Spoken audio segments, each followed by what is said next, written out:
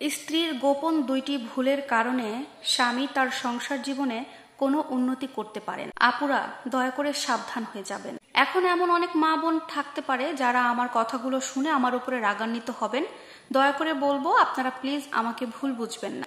সত্যি কথা বলতে এই কথাগুলো আমি নিজে বানিয়ে কিছু বলছি না। এই কথাগুলো আমাদের হাদিস বুখারী শরীফে আছে এবং আমাদের নবীজি সাল্লাল্লাহু আলাইহি ওয়াসাল্লাম এই কথাগুলো বলে গেছে যে নারীদের এই দুইটা গোপন মারাত্মক ভুলের কারণে স্বামীরা সংসারে কোনো উন্নতি করতে পারে না, এমনকি সুখে তাদের দাম্পত্য জীবনটা পার করতে পারে না। হ্যাঁ, কিছু স্ত্রী আছে, কিছু মা বোনেরা আছে যারা তাদের স্বামীর জন্য মন থেকে ভালো কামনা করে, এর জন্য আল্লাহর কাছে অনেক দোয়া করে, অনেক সুপারিশ করে, অনেক কিছু করে থাকে। তারা অনেক কিছু করে কেন? কারণ তারা চায়, মন থেকে চায় তাদের স্বামী তাদের সংসার থেকে উন্নতি করুক, সংসার জীবনে উন্নতি করুক, তার ব্যক্তিগত জীবনে উন্নতি করুক, তার কর্মক্ষেত্রে উন্নতি করুক। কিন্তু আফসোসের বিষয় যে কিছু মা বোনেরা আছে যাদের করা এই দুইটা মারাত্মক ভুলের কারণে, গোপন ভুল, এর কারণে তাদের স্বামীদের কোনো উন্নতি হয় না। আর এই যে দুইটা গোপন ভুল, এর মধ্যে নাম্বার 1 হচ্ছে অকৃতজ্ঞ হয়ে থাকা। অনেক স্ত্রী আছে, অনেক মা বোন আছে যারা অকৃতজ্ঞ।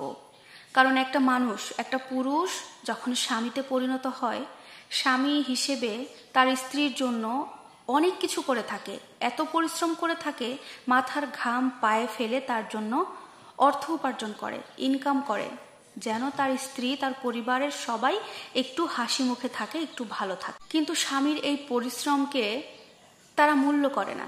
স্বামীর এই কাজকে, তাদের জন্য যে এত কিছু করে, এটার জন্য স্ত্রী তার প্রতি কোনো কৃতজ্ঞতা প্রকাশ করে না। একটা স্বামী তার স্ত্রীর খাবার দাবার থেকে শুরু করে ভরণ পোষণ সবকিছুর দায় দায়িত্ব নেয়, কিন্তু কোনো একটা ক্ষেত্রে যদি কোনো সময় একটা কিছু দেওয়াতে কমতি পড়ে, ধরেন একটা ঈদের সময় একটা শাড়ি চেয়েছে 5,000 টাকার, কিন্তু স্বামী দিতে পেরেছে 500 টাকার শাড়ি।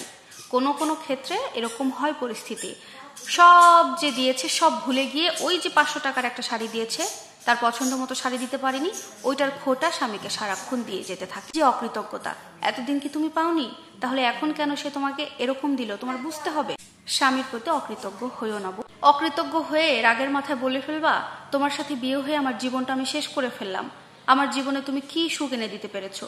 কিছুই দিতে পারোনি। এই যে অকৃতজ্ঞতা, এটার জন্য আপনার স্বামীর মানসিক একটা প্রেশার পড়বে, মনের উপর একটা প্রভাব পড়বে। আর এই ধরনের আচরণ পেলে কোনো স্বামীর মন ভালো থাকে? আর মন না ভালো থাকলে কোনো কাজকর্মে কোনো মানুষ ফোকাস করতে পারে না, তাই তার জীবনে কোনো উন্নতও আসে না। 2 নাম্বার হচ্ছে স্বামীর প্রতি জিদ করা, রাগ দেখানো এবং স্বামীকে অপমান করে ছোট করে কথা বলা, খারাপ ব্যবহার করা। এইগুলো করা থেকে বিরত থাকবেন এখন থেকে, যদি করে থাকে। কারণ একটা স্বামীর সাথে আপনি স্ত্রী হয়ে যদি জিদ করেন, অতিরিক্ত স্বামীর সাথে খারাপ ব্যবহার করেন, স্বামীর মুখে মুখে তর্ক করেন, স্বামীকে অপমান করে মানুষের সামনে ছোট করে কথা বলেন, তাহলে আপনার উপর থেকে আপনার স্বামীর মন উঠে যাবে, ভালোবাসা থাকবে না আর। আর আপনার প্রতি মন উঠে গেলে, ভালোবাসা না থাকলে আপনাকে নিয়ে সংসার করার মতো মন মানসিকতাও তার থাকবে না। সেক্ষেত্রে তার সংসারে কোনো উন্নতিও আসবে না, তার জীবনটা ধ্বংস হয়ে যাবে সাথে সাথে আপনারও। তাই আমার মা বোনদেরকে রিকোয়েস্ট করে বলছি, অনুরোধ করছি, এই 2টা ভুল যদি আপনার মধ্যে থেকে থাকে, দয়া করে এখনই বাদ দেওয়ার চেষ্টা করুন। তা না হলে আপনি জীবনে তো সুখী হতে পারবেনই না, আপনার স্বামী কোনো উন্নতিও করতে পারবে না।